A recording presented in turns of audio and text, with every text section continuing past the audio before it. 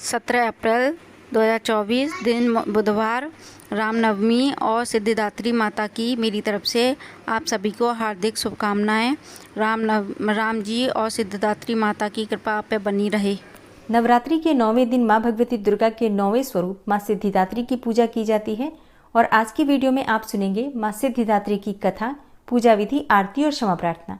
मां दुर्गा की 9वीं शक्ति का नाम है मां सिद्धिदात्री और जैसा कि नाम से ही पता चलता है, मां सिद्धिदात्री मतलब सिद्धियां प्रदान करने वाली देवी। तो इनकी उपासना नवरात्रि के 9वें दिन की जाती है। इस दिन शास्त्रीय विधि विधान और पूर्ण निष्ठा के साथ साधना करने वाले साधक को सभी सिद्धियों की प्राप्ति हो जाती है। सृष्टि में कुछ भी उसके लिए अगम्य नहीं रह जाता। ब्रह्मांड पर पूर्ण विजय प्राप्त करने की सामर्थ्य उसमें आ जाती है। मार्कंडेय पुराण के अनुसार अणिमा, महिमा, गरिमा, लघिमा, प्राप्ति, प्राकम्य, ईशित्व और वशित्व, ये 8 सिद्धियां होती हैं और ये 8 सिद्धियां मां सिद्धिदात्री की कृपा से प्राप्त हो जाती हैं। मां सिद्धिदात्री भक्तों और साधकों को ये सभी सिद्धियां प्रदान करने में समर्थ हैं। देवी पुराण के अनुसार भगवान शिव ने इनकी कृपा से ही इन सिद्धियों को प्राप्त किया था। इनकी अनुकंपा से ही भगवान शिव का आधा शरीर देवी का हुआ था। इसी कारण वे लोक में अर्धनारीश्वर नाम से प्रसिद्ध हुए थे। मां सिद्धिदात्री का रूप अत्यंत ही दिव्य है। मां का वाहन सिंह है और यह कमल पर भी आसीन होती हैं। इनकी 4 भुजाएं हैं। दाहिने ओर के नीचे वाले हाथ में चक्र, ऊपर वाले हाथ में गदा और बाईं ओर के नीचे वाले हाथ में शंख और ऊपर वाले हाथ में कमल का फूल है। मां सिद्धिदात्री को देवी सरस्वती का भी स्वरूप माना गया है। इन्हें बैंगनी रंग अत्यंत प्रिय होता है। शास्त्रों में तो ऐसा भी कहा गया है कि मां सिद्धिदात्री की कृपा की प्राप्ति के लिए प्रत्येक मनुष्य को प्रयत्न करना चाहिए, निरंतर प्रयत्न करना चाहिए, क्योंकि इनकी आराधना से मनुष्य को सभी प्रकार के सुखों की भी प्राप्ति होती है, सिद्धियों की भी प्राप्ति होती है और समस्त प्रकार के सुखों का भोग भोगने के बाद मोक्ष की भी प्राप्ति होती है। तो मां दुर्गा की कृपा से हर कामना पूरी हो जाती है। इसलिए मां सिद्धिदात्री की पूजा अत्यंत आवश्यक है। नवरात्रि के अंतिम दिन मां सिद्धिदात्री की पूजा होती है। नवरात्रि में 8 देवियों की पूजा करने के बाद 9वें दिन अंतिम दिन मां सिद्धिदात्री की पूजा की जाती है। तो इन सिद्धिदात्री मां की उपासना पूर्ण कर लेने के बाद ही भक्तों और साधकों की लौकिक, पारलौकिक सभी प्रकार की कामनाओं की पूर्ति हो सकती है। मां सिद्धिदात्री की कृपा जिस भक्त पर हो जाती है, उसकी ऐसी कोई कामना शेष बचती ही नहीं है जिसे वह पूर्ण करना चाहे। वह सभी सांसारिक इच्छाओं, आवश्यकताओं और स्पृहाओं से ऊपर उठकर मानसिक रूप से मां भगवती के दिव्य लोकों में विचरण करता हुआ, उनके कृपा रस पीयूष का निरंतर पान करता हुआ विषय भोग से शून्य हो जाता है। मां भगवती का परम सानिध्य ही उसका सर्वस्व हो जाता है और फिर इस परम पद को पाने के बाद उसे अन्य किसी भी वस्तु की आवश्यकता ही नहीं रह जाती। मां सिद्धिदात्री के चरणों का यह सानिध्य प्राप्त करने के लिए हमें निरंतर नियम पूर्वक मां सिद्धिदात्री की उपासना करनी चाहिए। पौराणिक कथा के अनुसार भगवान शिव ने मां सिद्धिदात्री की कठोर तपस्या करके 8 सिद्धियों को प्राप्त किया था। मां सिद्धिदात्री की अनुकंपा से ही भगवान शिव का आधा शरीर देवी का हो गया था और तभी से भगवान शिव का नाम अर्धनारीश्वर पड़ा था। पौराणिक कथा के अनुसार मां दुर्गा का ये स्वरूप सभी देवी देवताओं के तेज से प्रकट हुआ था। कथा में वर्णन है कि जब दैत्य महिषासुर के अत्याचारों से परेशान होकर सभी देवतागण भगवान शिव और भगवान विष्णु के पास पहुंचे, तब वहां मौजूद सभी देवतागणों से एक तेज उत्पन्न हुआ और उसी तेज से एक दिव्य शक्ति का निर्माण हुआ, जिसे मां सिद्धिदात्री कहा जाता है। तो 9वीं तिथि के दिन भी पूजा आपको बिल्कुल उसी प्रकार से करनी है। सुबह आप जल्दी उठेंगे, स्नान इत्यादि से निवृत्त होकर साफ स्वच्छ वस्त्र धारण करेंगे। आज हमें किस रंग के वस्त्र धारण करने चाहिए? देखिए, मां सिद्धिदात्री का प्रिय रंग होता है बैंगनी या जामुनी। ऐसा माना जाता है कि बैंगनी कलर या जामुनी कलर सिद्धि प्रदान करने वाला होता है, आध्यात्म की ओर ले जाने वाला होता है। और इसके अलावा गुलाबी रंग भी मां को बहुत प्रिय होता है। तो आप गुलाबी रंग के वस्त्र धारण करके भी पूजा आराधना कर सकते हैं। लाल, गुलाबी या फिर आप किसी हल्के रंग के वस्त्र धारण करके पूजा कीजिए। शुभ रंगों का प्रयोग आज कीजिए। आज बहुत शुभ दिन है, मां सिद्धिदात्री का दिन है और संपूर्णता है आज नवरात्रि की, तो शुभ रंगों का प्रयोग करना चाहिए। तो स्नान इत्यादि से निवृत्त होकर साफ स्वच्छ वस्त्र धारण करके सबसे पहले भगवान सूर्यदेव को जल अर्पित करना चाहिए। उसके बाद आप अपने घर के मंदिर में आ जाइए, जहां पर आपने मां भगवती दुर्गा की चौकी स्थापित की है। अब आपको सबसे पहले सभी देवी देवता जो आपने विराजमान कर रखे हैं उन्हें प्रणाम कीजिए और इसके बाद शुद्ध आसन डालकर चौकी के सामने बैठ जाइए।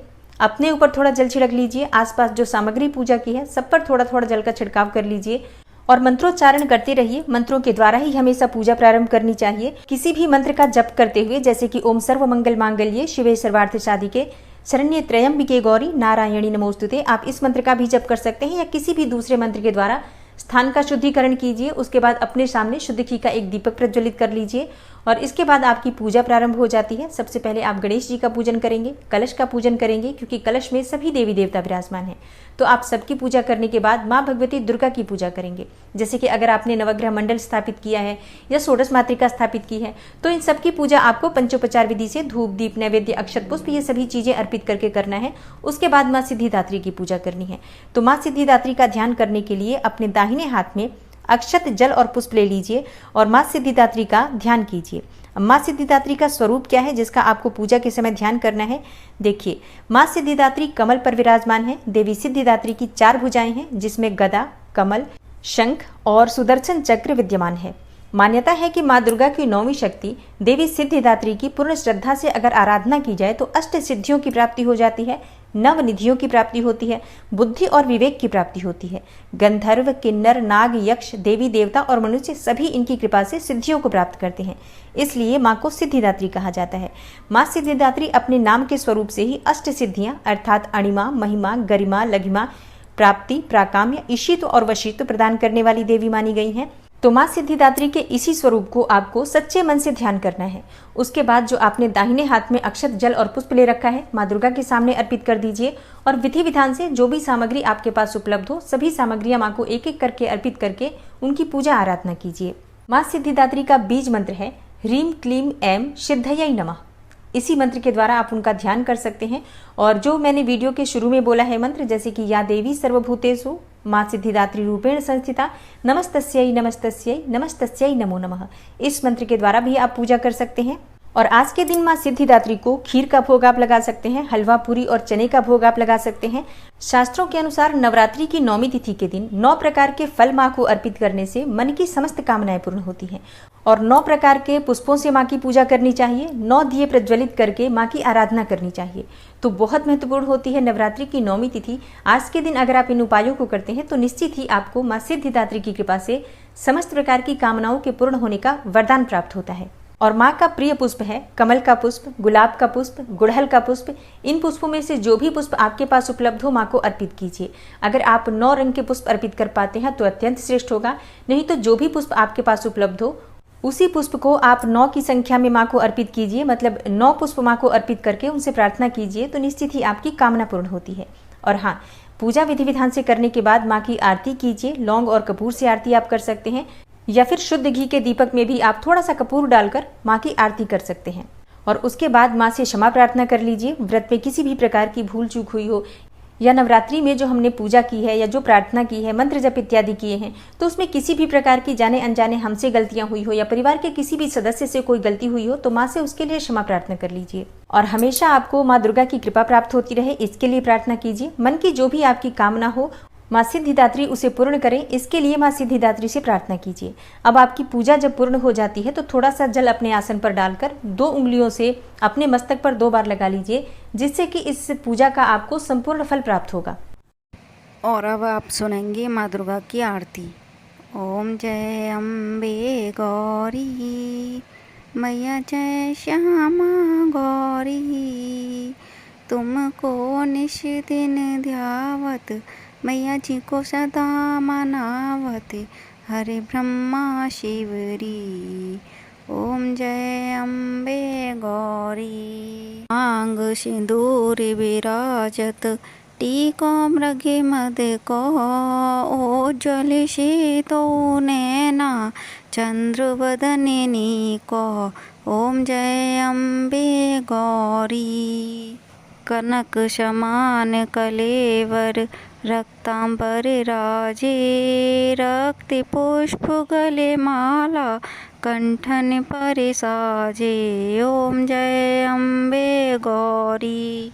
के हरिवाहन राजत खड़ग खपर धारी, शुर नर मुनि जन सेवत तिनके दुख हारी। ओम जय अम्बे गौरी। नन्हे कुंडल शोभित नासाग्रे मोती, कोटिक चंद्र दिवाकर समराजते ज्योति।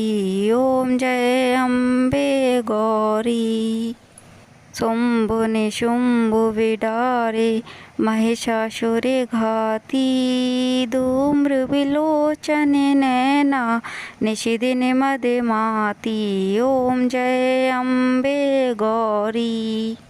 64 योगिनी मंगल गावत नृत्य करत भैरो। मैया नृत्य करत भैरो। बाजते ताल मृदंगा अरु बाजते डमरू। ओम जय अम्बे गौरी। भुजाचार्य अति शोभित खड़ग खपर धारी। मन वांछित फल पावत सेवत नर नारी। ओम जय अम्बे गौरी। कंचन थाल विराजते अगर कपूर वाती। श्री माल के तुम्हें राजते कोटि रतन ज्योति। मैया जय अम्बे गौरी। श्री अम्बे जी की आरती जो कोई नर गावे। मैया प्रेम सहित गावे। कहते शिवानंद स्वामी भजते हरि हर स्वामी। मनवांक्षित फल पावे। ओम जय अम्बे गौरी।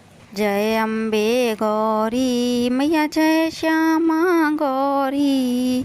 तुमको निश दिन ध्यावत मैया जी को सदा मनावत। हरि ब्रह्मा शिवरी। ओम जय अम्बे गौरी।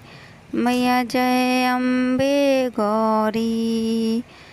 माँ की आरती करने के बाद क्षमा प्रार्थना जरूर करनी चाहिए। तो दोनों हाथ जोड़कर माँ से क्षमा प्रार्थना करते हैं। हे परमेश्वरी, मेरे द्वारा दिन रात बहुत से अपराध होते रहते हैं। मुझे अपना दास समझकर मेरे उन अपराधों को आप कृपा पूर्वक क्षमा करिए। हे परमेश्वरी, मैं आवाहन करना नहीं जानता, विसर्जन करना भी नहीं जानता तथा पूजा करने का ढंग भी नहीं जानता। हे माँ, मुझे क्षमा करिए। हे देवी सुरेश्वरी, मैंने जो मंत्रहीन अर्थात ना मंत्रों को जानता हूँ, क्रियाहीन अर्थात ना क्रियाओं को जानता हूँ और भक्तिहीन अर्थात ना भक्ति के प्रकार जानता हूँ, तो मैंने जो मंत्रहीन, क्रियाहीन और भक्तिहीन पूजन किया है वह सब आपकी कृपा से पूरे हों। सैकड़ों अपराध करने के बाद भी जो आपकी शरण में आके जगदम्बा कहकर पुकारता है, उसे वह गति प्राप्त होती है जो ब्रह्मा आदि देवताओं के लिए भी पाना आसान नहीं है। हे जगदम्बिके, मैं अपराधी हूँ किंतु आपकी शरण में आया हूँ। इस समय दया का पात्र हूँ, आप जैसा चाहें वैसा करें।